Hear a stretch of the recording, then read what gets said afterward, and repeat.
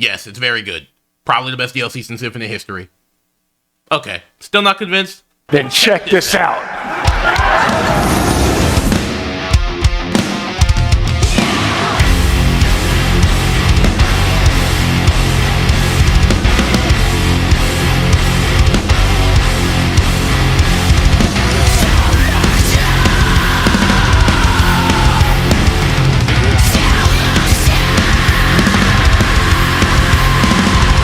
Hey, what's going on, guys? You're watching the Modding Corner, and today I'm going to be reviewing Future Saga Chapter 3. Now, if you haven't seen my review on the Diamond Pack update, it'll be similar to that structurally, except I'll be talking about all the juicy story stuff towards the end. So if you haven't bought the DLC yet, you don't have to worry about any story spoilers until we get there. But before we get started, feel free to like and subscribe, because big number make Broly happy, and we want to keep Broly happy, right? Right?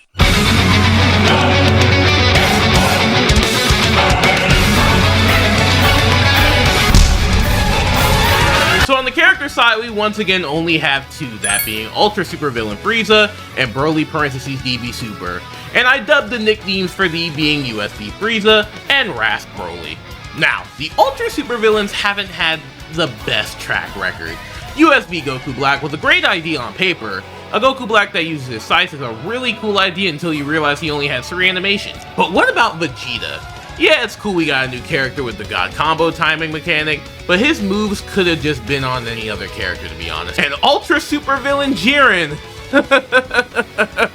Need I say more? However, USV Freeza is very unique as one. We haven't gotten a new Frieza with a unique moveset and skill since Xenoverse 1. Besides Ultra Super Villain Frieza, if you're lame or watched my short. But believe it or not, a new version of Golden Frieza had plenty of inspiration for new moves. However, they didn't go that direction. Instead, they made him feel like a fusion between his base game self and the Supreme Kai of Time, with him having dark versions of her moves, which already makes him a far more interesting character conceptually in comparison to the other Ultra Super Villains. His moveset feels like a mix between Golden Frieza and the Frieza CAC, with Frieza having built-in death beams in his combos. You can use this beam to easily chain into his supers and ultimates. His block and grab are very similar to Supreme Kai of Time in the sense where it makes an invisible energy spear appear and grab you, almost exactly like Death Psycho Bomb from the base game. Also, his block and idle animations have so much sauce to him for no reason, like how he blocks with his tail here, or while he idles he does that pose, which I could have sworn I've seen somewhere before. Wait, I remember!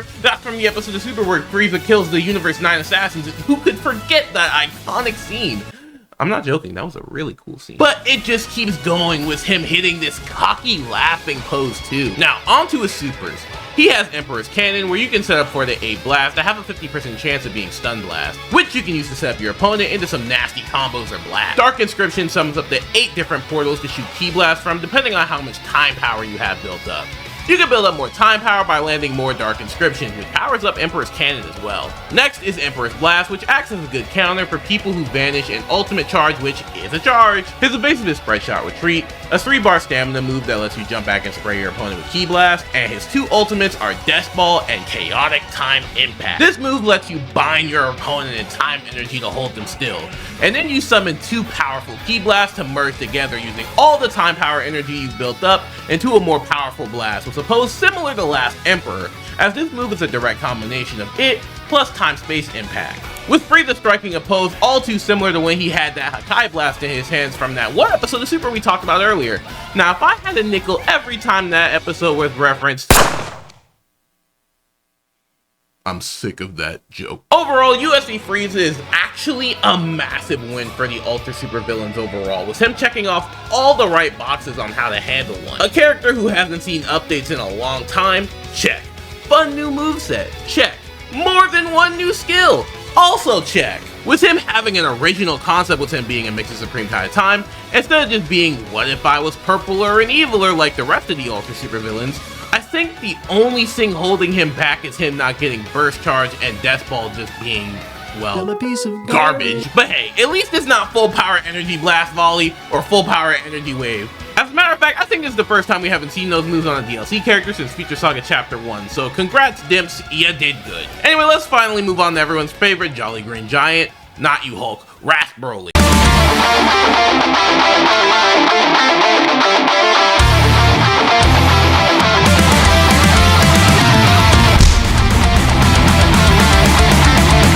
it is finally time.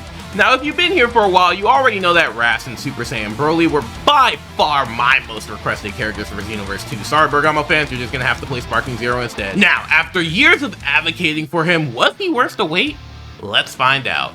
First off, can we talk about how cool it is that in his intro you get to see him transform from base to wrathful? That is genuinely peak. It reminds me of the intros Revamp used to do. I'm back. Now, with his Ras model, I have no complaints, and honestly, this might be the best looking model in the game next to DBZ based Broly. His idols look really good too, but something about this one reminds me of this animation from Jimmy Neutron. Now, his Super Saiyan model, on the other hand, isn't bad, but just isn't as good as the base one. I think it's because it lacks the EMBs on the hair, as well as it being our first traditional Super Saiyan Awoken character since the model changes were a thing, so it makes it look like something's a bit off about it, but it could just be a me thing. Onto his moveset, he feels like his full power counterpart, but instead of focusing on big steps, he's throwing big punches. I'm not the biggest fan of his 4 light as it locks you into this punching animation, but the heavy follow is really cool with how he just grabs your head like a big ol' apple. He also has little key Rasengans in his moveset, kind of like how he fights in the movies, and he also has a move where he rushes you down with Ki Blast before landing a powerful punch. Now, when he goes Super Saiyan, the end of these combos change to better reflect full power, with him getting his Chest Blast and Mouse Blast. His grab is also a reference to when he swings around God Goku Hulk style. I don't know how broken it could be, but if you could follow this grab up in the Gigantic Charge, that would have been so sick. Now, onto his skills. His first skill is Gigantic Charge, which gives him armor and breaks stamina when fully charged. His second super is a new one called Gigantic Cross. This move lets you shoot a beam up from your mouse that also goes in the up-like curve and explodes with a sparkle. You can also charge it up to do more damage. His next move is Gigantic Rage, which also gives you armor and allows you to swing your opponent around like the Hulk. He also has Maximum Charge and a brand new evasive Insane Blaster, and can I say mechanically, this is the most interesting evasive we've gotten in a while, as it engulfs your opponent in ki, kinda like UI Signs evasive. However, this one has a mechanic unique to Broly in which he can directly chain it to transform into his Super Saiyan form. And thanks to Broly Super Soul, you can use this variation to not only restore your ki and stamina, but your health too. Oh, and now would be a good time to talk about both transformation animations. They're great. Despite being shorter, they're a step up from the Beast Awoken, with Broly having a full-blown mid-model change before he goes Super Saiyan, and the eyeball bursting just like how it does in DPS Broly. Now, the evasive version looks like he's absorbing ki from the evasive in order to transform, and I love how both animations pull from the same scene without making it feel like an extended cutscene. Hell, you could even use the transformation as a block, as it gives you a barrier to prevent your foes from breaking stamina. Now lastly, we have the ultimates, with Gigantic Explosion coming from the previous Broly we got back in Future Saga Chapter 1, and Gigantic Nova, where you charge up a huge ki ball that creates a massive explosion on impact.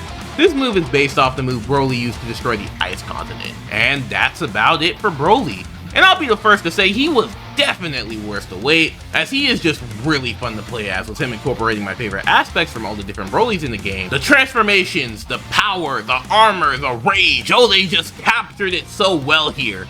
Yeah, I have a few nitpicks like the light combos and some parts of the Super Saiyan model, but this is just some high quality shit, and I'm just happy to say that he is finally in the game. And since this is the last Broly-esque character Xenoverse 2 will get, unless we get a Berserk Hill for some reason, I'd say we went out on the highest of bangs you can ask for. Overall, even though we only did get 2 new characters again, the way they were executed here was pretty damn flawless.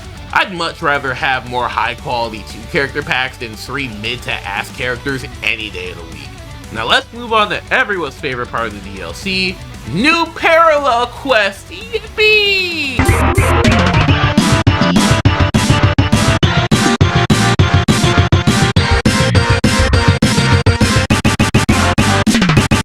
Now for the new Parallel Quest, we have exactly 3 again, but these are pretty neat. The first one is PQ-182, Frieza's Favorite Wish. In this, you have to help Frieza grant his wish from Shenron, but everyone just keeps getting in the way. You have to fight Gotenks, Toppo, and Dispo, who wants to wish for even more speed. Okay. Frost, and is that Base Kaba? Luckily for us, this isn't GT and we beat him easily. Afterwards, Goku just randomly shows up and decides that he just wants to fight somebody strong. Shenron hears it and says, "F it, we ball," and summons Gogeta. Frieza calls Goku and I quote, "a slap-happy monkey," and Gogeta runs away. Frieza vows to get the Dragon Balls again and defeat Gogeta, but since we'll never see the manga continue, I guess we'll never know. Next up is PQ 183, Broly vs. Broly. In this quest, you aid DBS Broly and Chilai, as they are looking for a saying that he could be friends with. They end up running into Z-Base Broly, whose voice is fine unlike DBS Broly, but we'll get into that can of worms later, as he is disgusted by the fact that there's a good version of him. So you beat him up and suddenly Goku and Vegeta appear as they confuse Super Broly for Z Broly. They look nothing alike, but go off. This triggers Z Broly's Kakarot detector and he gets up and turns legendary. Together we beat Goku and Vegeta, which means it's up to us to put an end to Z Broly. We stop him and Chilai feels bad that Broly couldn't find the Saiyan friend, but it's okay because he's happy with Chilai and Lemo. And speaking of Lemo, Dimps, where is he? Lastly is PQ 184, the Invincible Duo. In this quest, Supreme Kai Time sends us to go fight Goku and Vegeta, as Vegeta is pissed that Goku ate his food. Crazy start.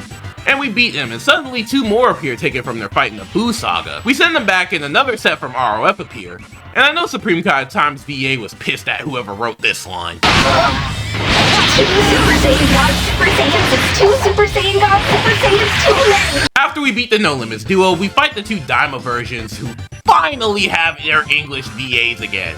That should not have taken as long as it did. Now, Supreme Kai Time says something interesting here. She states that she didn't think we'd get tangled up into the Daima timeline too, and that history just got messed around with way more than she thought. Now, you can take this as their explanation of how Daima fits in the Xenoverse continuity, or just filler text, but to me that just proves that canon debates are dumb, it's all important, they're still gonna sell you products with your favorite characters on them, so who the hell cares? Anyway, after you beat the Daimas, Supreme Kai Time presents you with a harder quest. Defeating various Sarbons and Dodorias. Oh no! Thankfully she's kidding and we finally get a day off. At last. And that's about it for the PQs. Honestly, they were pretty solid. Not as funny as the Diamond Pack lineup, but still pretty good. I love that we're actually getting experimental in the PQs again, like giving us random lore drops, and adding things like Shinron in the back, making us feel more engaged with the quest. Okay, seriously, now it's time for the moment you've all been waiting for. It's time for me to talk about the outfits and artwork, yay!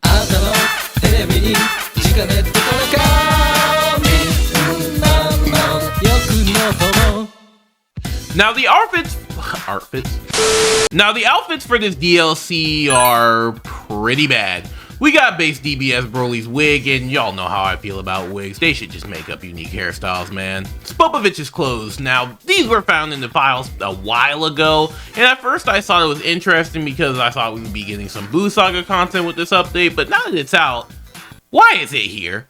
And why are you TP Shop exclusive? Chilai's coat from the end of the Broly movie, which actually looks really good, as the oversized hoodie reminds me of the winter coats from Mega Man 03. Yes, this is the only Xenoverse channel you will find that regularly references Mega Man 0. Lock in! Lastly is Golden Frieza's outfit, and I just want y'all to know that we got this over the Potara again. Now for the artworks, we have artwork 748 with Vegeta Mini and Tamagami 2, artwork 749 with Vegeta and Goku on the Giant Island from that one filler Dime episode, artwork 754 with Goku Mini 3, artwork 759 with POV You're About to Die, artwork 760 that has this glorious Dark Shinron artwork, artwork 762 which has this glorious artwork of Super and Z Broly showing the duality of writing choices, artwork 772 which has Ultra Super Villain Frieza with the portal in the background, and artwork 779 with Oob, even though he's not even in this DLC. Now we do have some more, but those are unlocked through the story and dating mode, which means it's time for the moment you've all been waiting for. What do I, the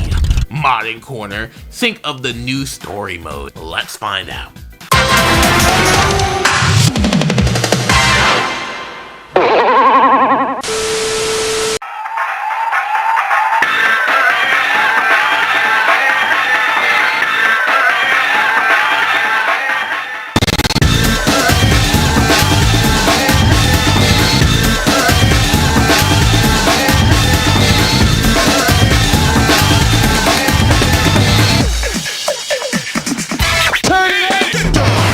Story and ooh, Elder Kai's back. I wonder where he's been. Anyway, we start our story with Trunks saying things have been ordinary lately. Well, I guess that's what happens when there's a year gap between story DLCs, but go off. Suddenly a time rift opens in the middle of the time nest, and obviously this shouldn't be happening, so Trunks and the CAC jump into the portal. We then cut back to a flashback with Few getting introduced to this Frieza variant that takes place in an alternate version of Dragon Ball Super Broly. We learned that Few was able to use his Ultra Supervillain powers to control DBS Broly, and wants to work under Frieza. However, Frieza calls him out on his bullshit immediately as he mentions that no one can remember that Paragus exists. I guess he can join Lemonade in the Forgotten Characters Club. Anyway, Few is shocked that Frieza remembers these events as he infected him with USV powers as well, but they seem to have no effect on him, so he decides that they should team up. We cut back to the present and they seem to have a good partnership with Frieza's army being used to aid Few's research. Despite this, they still have to operate around the time patrol, so Frieza suggests just blowing the bitch up. And yeah, I wonder why no other Xenoverse villain thought of that. But Few doesn't think it's a good idea, and calls the idea a waste of energy. But it's not like we know why he wouldn't do it. Sheila appears trying to listen in on the conversation, but Frieza has those big ol' holes for a reason, so he hears her breathing around the corner like it's a breakers match. Suddenly the CAC and Trunks appear to stop Frieza and Few, but Few talks to us a bit about his addiction. We tell him that the crystal is bad, and he gets mad and tries to fight us. Frieza's instigating ass sends in Zarbon and Midoriya, but we beat them and he calls in the Ginyu Force. Frieza directly calls Supreme Kai Time a bitch, and she's like, I'm like, what do you say fuck me for? As he shouldn't know anything about the Time Nest. But we fight more of Frieza's fented up goons, as he summons Broly to come and handle us, as he is now completely subservient to Frieza. She finishes getting the Dragon Balls, and Frieza wants to finish his fight, so he decides to just blow up the area, but she stops him because she doesn't want to see Broly die. But Frieza just says, "Aight, you first in," and tries to death beam her, but luckily our CAC takes the blast for her. Trunks tries to help, but he gets bitched immediately, as he gotta look out for them death beams after what happened last time. But it's too late, as Frieza's about to kill the CAC. Few starts talking about some, "Oh, don't waste your energy," or some shit, as he saves his situationship in Trunks. They end up back in the Time Nest where Chi meets the Kais and vows to save Broly. We see Goku and Vegeta looking for the last Dragon Ball, even though they missed the biggest fight. The next quest starts with a bunch of rescue requests coming from the city, so we go outside to investigate, and it turns out Frieza is invading. How many times do we have to teach you this lesson, old man? Apparently none of the other time patrollers can help, as they are busy fighting the billion apple variants that spawn. So the CAC and Trunks try to stop Few and Frieza from entering the Time Nest, as Frieza explains that he wants to conquer the Time Nest and become the new Supreme Kai of Time, and man, I know Demigra is in purgatory fuming right now. Frieza thinks it would be easier to just use Shenron to conquer the city, but Few says, "He ain't like that, Bigga. These guys got bigger green shook." So Frieza's instigating ass says, "Are you sure? Because I'm pretty sure he can take them. I mean, we jumping them right now and they're still sorry." So Frieza sends in Broly and transforms into Golden Frieza. So it's up for us to stop them, but we beat him up until we enter a CGI cutscene where Frieza demands more crystals from Few, but Few is trying to stop him from becoming a full-blown fit zombie, but bro does not care. Few gives it to him, but not without warning him about the 50-50 chance he explodes. Trunks remembers he's the only fighter who can appear in CGI cutscenes, and powers up to try and stop Frieza, but Broly gets in the way. And at first, I was so ready for Trunks to just die right here, but he actually doesn't do that bad until...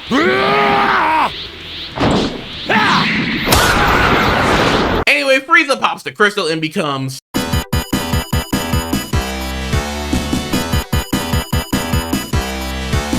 Ultra Super Villain Golden Frieza.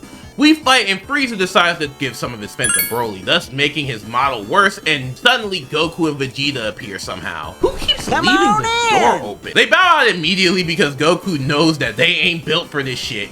And Chi is about to die again when she is saved by my glorious King Gogeta, who goes Super Saiyan Blue. Chi tries to talk Broly down enough to the point where we can successfully beat him, and with the CAC and Gogeta Blue on their side, Frieza knows he's cooked, but can admire the absolute cinema this quest was. So Frieza and Few just leave. It's almost like no one could move in a cutscene here. They return to the Time Nest to regroup and track down Frieza and Few. Next quest, we start with Few and Frieza cooking up another plan when Few complains about striking Tauntaun again. Frieza calls Few a bitch, and he figures out how to open portals on his own. We cut back to a CG cutscene where we see Chi holding Beerus' baby from Superhero, walking down the street, fresh off an invasion by the way. And Frieza just starts blowing up Tauntaun, seriously, just like that. Look at the destruction, bro killed my man's photo mode robot, Tosa, Deckit, Style Guy, him, her, bodies. Oh, and Hero Coliseum. That won't be missed. Anyway, Few is mad Frieza is just doing what every Xenoverse villain who got here should have done, and Frieza drops a pretty cold line about creation and destruction before he summons Shenron. Supreme Kai Time and the others finally come outside to see Kanto City completely destroyed and with no one defending it. Supreme Kai Time drops a pretty cool speech about how strong the Kai are. Yeah, not like they have the best track record to go off of, but since Frieza can't get his wish granted from Shenron, he just gives him 7 pounds of straight crystal vent, and Shenron starts tweaking. Few tries to hold us off, but it's too late as Shenron is completely doused in that USV as he completes his transformation into Ventron. The next quest picks up right where the last one left off as Frieza wishes to become the new Supreme Kai Time, and it actually works. Ladies and gentlemen, we have a new villain in Time God Frieza. Now it's up to us to stop Ventron by destroying his stash of Demon Realm crystals, but we are stopped by a pool of that fiend. But seriously, that boss fight against an ultra super villain Shenron was something I could have never seen coming, and it's honestly the most creative boss fight in the Xenoverse series since the mirror fight in the base game. You can do this by hitting them or perfect blocking the surrounding lightning in order to break the crystals instantly. The CAC using ultra super villain energy and making it their own? I wonder who thought of that. During the battle, Trunks leaves coward, and we have to fight Frieza's minions alone. We stop them, but before we can break the last crystal, Time God Frieza appears to stop us. We start the fight, but Bro pulls out the Mega Temporal Holy Ray and summons it to let multiple lightning strikes all over the city. However, before it gets too far, it seems like Trunks and the other patrollers are being useful for a change by stopping Frieza in alternate timelines. And how does that work? You said this wish worked as a retcon that Frieza was always a time god, so unless they went back to go kill Frieza as a baby, how would stopping him in other timelines fix the god problem? Well, whatever, I'm not about to argue time travel in Dragon Ball anyway. It works, and Supreme Kai Time hits Frieza with a speech as we knock out Frieza.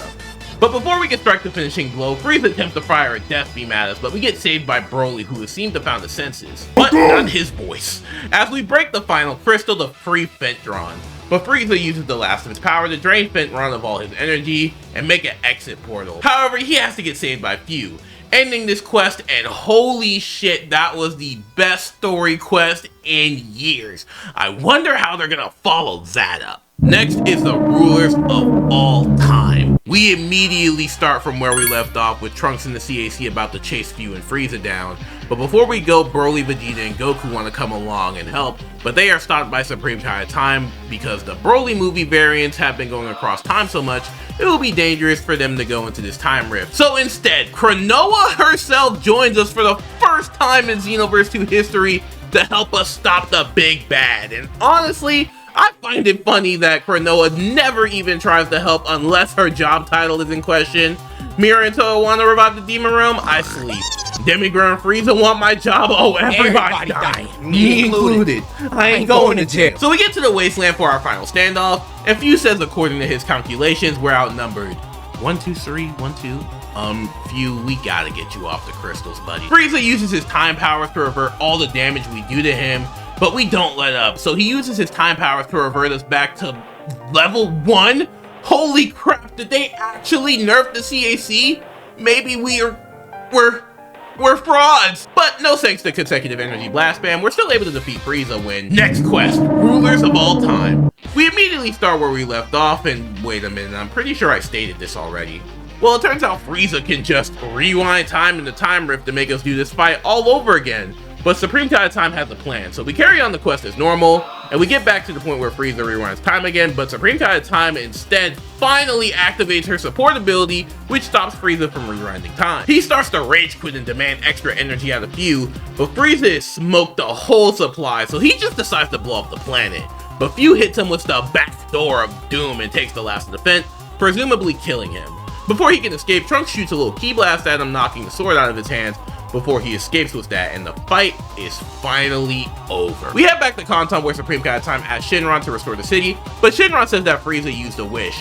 But Supreme Kai Time hits him with the, well, actually, according to this history, he didn't actually get his wish granted. So he just says F it, he'll fix Kanto, but it'll take a while because he is coming down off that high crazy. We cut the Few as he crashes out about his plans failing again, and how he can't let the bad future he sees in Chapter 1 come to pass. Bro is doing tricks on it. We see him sharpen his revolve into a new blade, with him teasing that he'll have to do this one himself, thus ending Future Saga Chapter 3. holy shit, this story. I mean, this story. It isn't Shakespeare or anything, but I'm really confident in saying this is the best DLC story we've gotten for Xenoverse since Infinite History, way back in 2018. Damn, damn. I mean, I feel like this is the first DLC in years with some actual stakes behind it.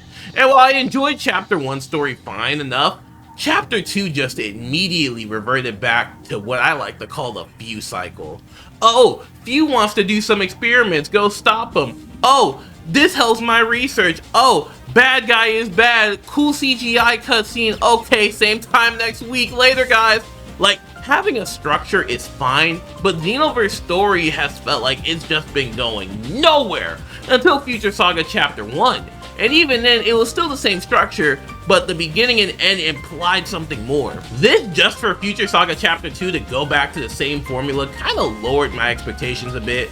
But I mean, this DLC, Frieza doesn't feel like just some puppet Few gets to play around with, but an actual character with agency, as he's the one making moves and playing offensive the whole DLC, with Few taking more of a backseat role as Frieza's supplier. Together they make a really fun duo, as Few at the end of the day isn't evil, however he is working with Frieza to help him with his research, because at the end of the day, the ends justify the means. And I see a lot of people who don't understand Few as a character because he does strange things, but it's usually for his greater good. For example, the first few DLCs he was featured in, he would never mess with the main timeline, but would create what-ifs and rifts out of curiosity because at heart, he's a scientist. His research is what allowed him to create his own time ring that he was excited to show us until he saw what was on the other side. Whatever he saw, frankly, changed him. In Chapter 2, we start to see him use Ultra Super Villain powers on himself, and Jiren to test them more and more and see what the USV crystals can bring out. And sees that the USV crystals can bring out your power, as well as you having your act on your deepest desires. And we see this with each USV. If you want to hear me talk more in depth about that, go check out my Ultra Superhero video. Now with Few, we see at the end of Future Saga Chapter 3 that he wants to prevent the bad future he saw. And from what we know, Few has no desire to harm people. But Supreme Kai Time says at the end of the DLC, he took a sick pleasure to everything that he was doing. And I think that might be the result of the Ultra Super Villain powers. If you don't think Few is doing it for the greater good, think of a character like Madara.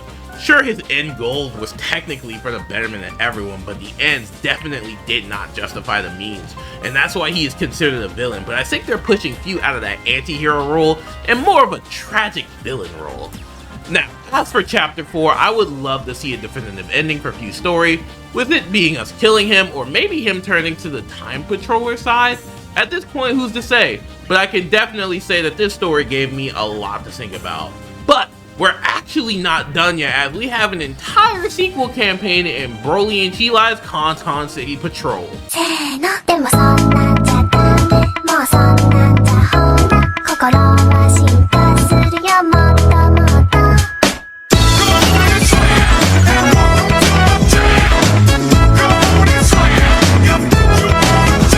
Can you move it along? I'm all out of time cards.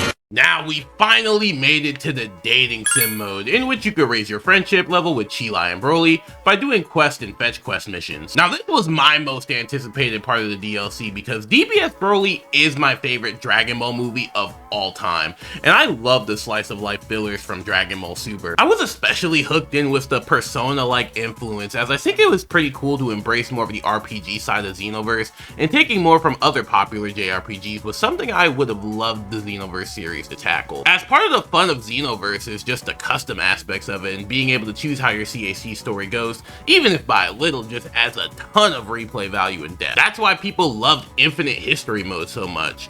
So does Canton City Patrol live up to the hype? Will I try to keep this brief because this video is already really long as is? Let's find out. Not long after the events of Future Saga Chapter 3, Broly and Chilai get drafted into the Time Patrol because apparently we're short on hands. I swear the Time Patrol consists of like only 5 people and whatever Goku and Vegeta variant we pick up on the screen. Also, Trunks has this really funny line. What are we gonna do, Supreme Kai Time? The city needs us, and we're way too short on manpower.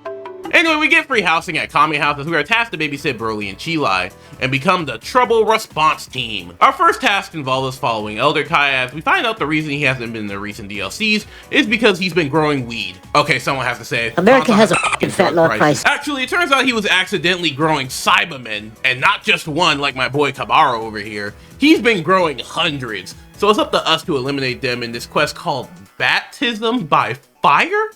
That seems pretty intense, don't you think? I mean, just full-blown Castlevania, the motherfucker. Anyway, we fight the Cybermen for several days. Bro, I know at least 100 of you can blow up a planet. Please, stop it! Anyway, we stop the Cybermen epidemic and go on a little date with Chilai where she talks about stealing. That's not very attractive. Anyway, now we get to do some of the filler quests, as that was the second of the 5 main ones, and we have 20 more quests, and I'm gonna just speed through these or else we'll be here for another hour. Quest 1, we meet Mentor Frieza, who they very blatantly state is not Frieza from the DLC. So for everyone who said the Bardock from the story is the same as the Mentor, shut the fuck up. And he offers to train Broly, but Chilai on her Hall of Fame instigator bag makes us fight instead. Broly wins, so Frieza has to become his mentor, which he begrudgingly does. Quest 2, Goten and Trunks break into the house to find out what that mouth do.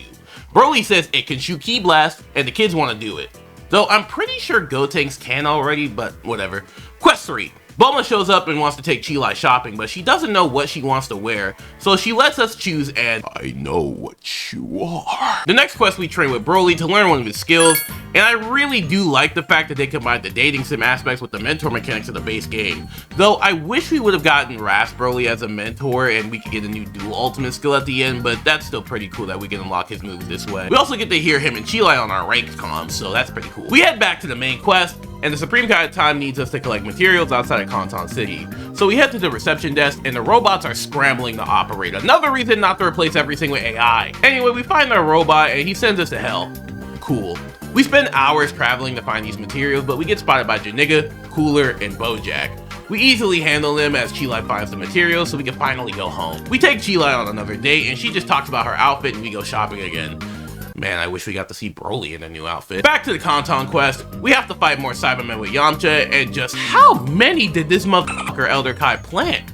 Then in the next one, we find this weird amnesiac robot that has Toa scene playing whenever he speaks, so we send him back to the clothing shop. We then head back to Kame House for our anime classic beach episode where Broly wants to train Chilai so they can fight better together. So we offer to train her, and suddenly Goku and Piccolo randomly show up to try to teach Broly and Chilai the Kamehameha. And to see cool shit like this is what I'd imagine their post-DBS Broly interactions must be like. Next one, we're just chilling by the waterfall when suddenly Ginyu shows up to try and recruit Broly, but then Zarbon and Dodoria show up and then they start fighting over Broly.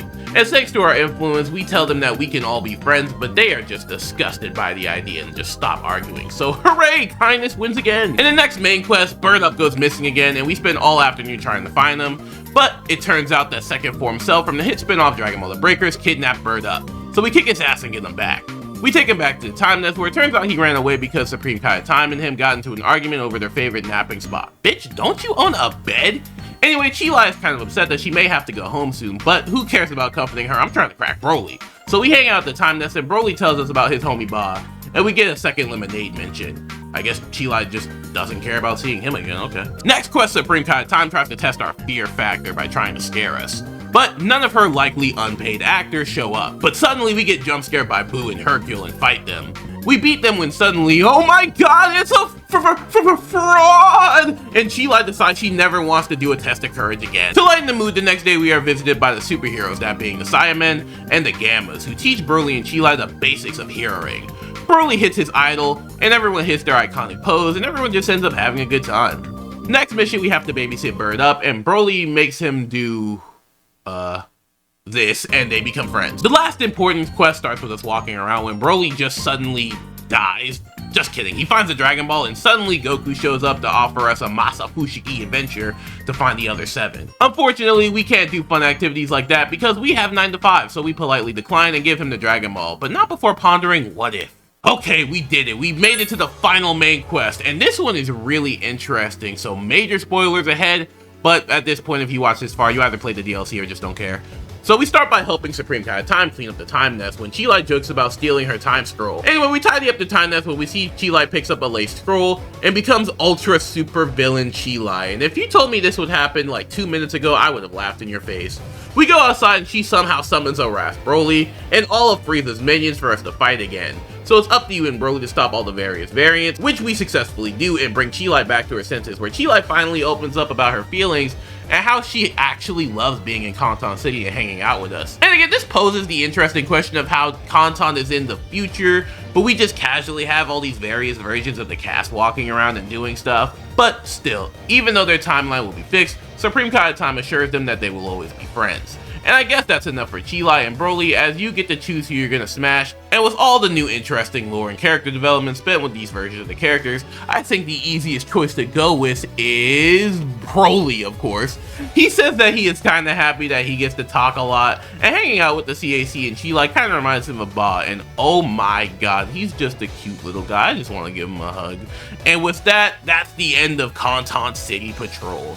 Now, this mode is pretty much everything I expected it to be, with the interesting Chi-Light developments and characterization, which also continues the consistency of USV powers, altering your motivations to fulfill your innermost desires, no matter what the cost. Now, I know some people don't like this quote-unquote filler, but honestly, after years of just doing parallel quests and beating people up, it's fun to just have a chill mode where you get to spend some time with the characters and learn new things about them. And I didn't even get into the stuff with all the alternate endings and outcomes that just adds even more replayability into the game. I hope in the next Xenoverse series game, they can revamp the instructors to always operate this way, as I feel like you could grow a better bond with them and leave room for plenty of fun character interactions, but I'm just spitballing at this point. But if you can't tell, I love the dating mode and everything it bought, and hopefully we get to see some more from it, rather it be more dev stuff or people figuring out how to mod it. But let's finally wrap this video up with some of your comments and opinions.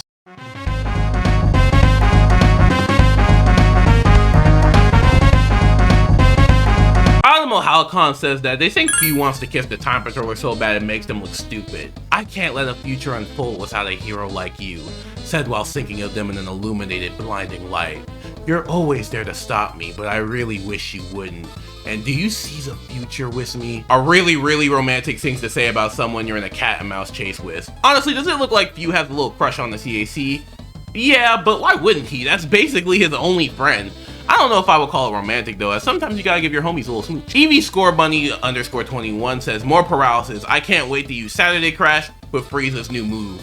Oh, hell no. You one of those. The Starman says Chapter 3 is the biggest switch up they've ever seen after the huge disappointment that is Chapter 2. I agree. I honestly feel like this is the first DLC to strike a good story to character mix, and it's just that I enjoyed all the new characters and skills a lot, and the story was great.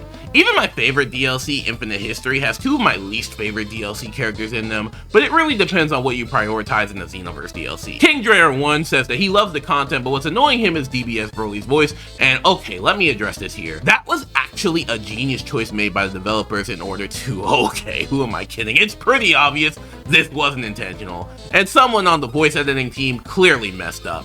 But the voice director for the games came out and said that they are aware of the mishap and will push for it to be fixed in the future DLC. Hey guys, thanks for watching today's video, and overall, is the DLC worth it?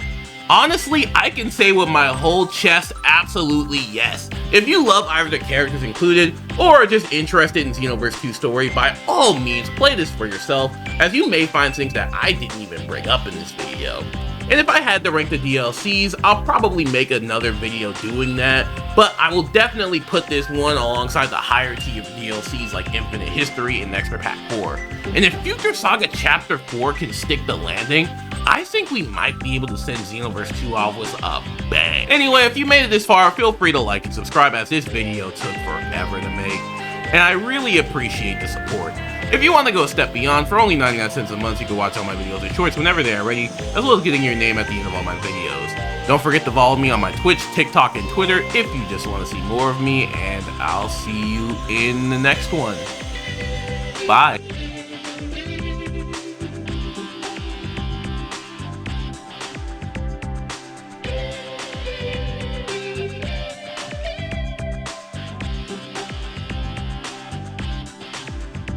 All that yapping and I didn't even talk about the new stage. It's cool, go home.